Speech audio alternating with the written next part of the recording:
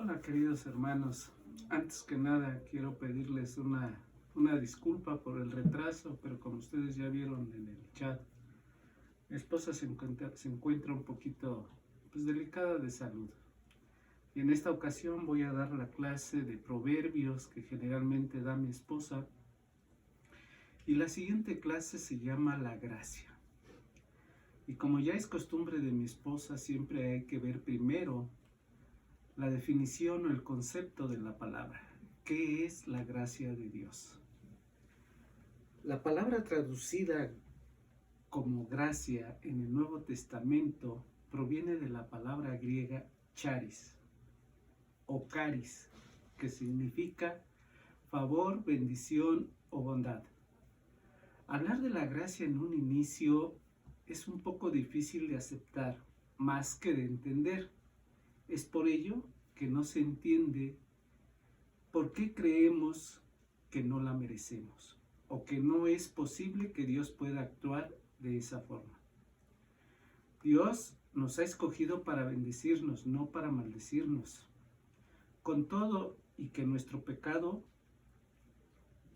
justo nos hace merecedores de un castigo o simplemente de vivir con las consecuencias de lo que hacemos mal. En Romanos 11:6 nos dice: y como es mediante la bondad de Dios, entonces no es por medio de buenas acciones, pues en ese caso la gracia de Dios no sería lo que realmente es, gratuita e inmensa. Esta es la Nueva Traducción Viviente. Permítanme leerles la versión Palabra de Dios para Todos, y se describe de esta forma así en esta versión. Y si Dios lo hizo como un regalo de su generoso amor, no fue por las buenas acciones de ellos. Si hubieran sido elegidos por sus buenas acciones, entonces el regalo del generoso amor de Dios no sería de verdad un regalo. ¿Qué quiere decir esto? Que la gracia es un regalo que Dios nos está dando. Y que no es por obras, que no es por lo que hagamos, no es por nuestras buenas acciones. Es simplemente por ese generoso amor de Dios. Y si hubiéramos sido elegidos por nuestras buenas acciones, entonces no sería un regalo generoso.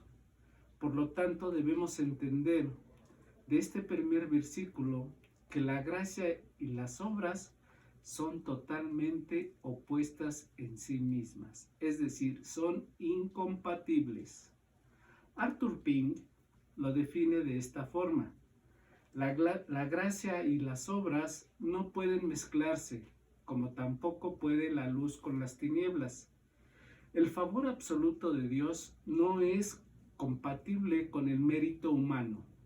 Ello sería tan imposible como mezclar el agua con el aceite. Por lo tanto, entonces creo que nos queda claro que son dos cosas opuestas y totalmente diferentes, muy diferentes. No tiene que ver la una con la otra. Por otro lado, haremos énfasis en algunas características importantes de la gracia. Vamos a ver tres características: que es gratuita, es condicional y es eterna. Eterna porque fue dada antes de que nos fuera dada. Fue ideada antes de que nos fuera dada. Dice en 2 de Timoteo 1:9: pues Dios nos salvó y nos llamó para vivir una vida santa. No lo hizo porque lo mereciéramos, sino porque ese era el plan desde antes del comienzo del tiempo, para mostrarnos su gracia por medio de Cristo Jesús. Dice este versículo que era un plan de Dios desde antes del comienzo del tiempo. Por eso es eterna, siempre ha sido y siempre será. 2. Es gratuita. Nadie nos podemos hacer merecedores, ni la podemos ganar o comprar. No hay nada que podamos hacer para ganar esa gracia. Sin embargo, Dios nos declara justos gratuita y bondadosamente por medio de Cristo Jesús, quien nos liberó del castigo de nuestros pecados. Esto lo podemos ver en Romanos 3:24. Dice que nos declara justos gratuita y bondadosamente por medio de Cristo Jesús.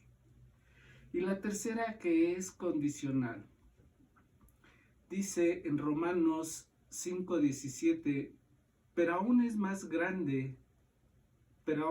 más grande es la gracia maravillosa de Dios y el regalo de su justicia, porque todos los que lo reciben vivirán en victoria sobre el pecado y la muerte por medio de un solo hombre, Jesucristo. Esa es la tercera característica de la gracia, que es condicional. Solo la reciben los que creen en el Señor Jesucristo. Por eso dice, todos los que lo reciben vivirán en victoria sobre el pecado y la muerte por medio de un solo hombre, que es Jesucristo. Ahora bien, dice la palabra de Dios que la ley fue dada por medio de Moisés, pero la verdad y la gracia fueron dadas por medio de Jesucristo. Esto lo podemos ver en Juan 1:17.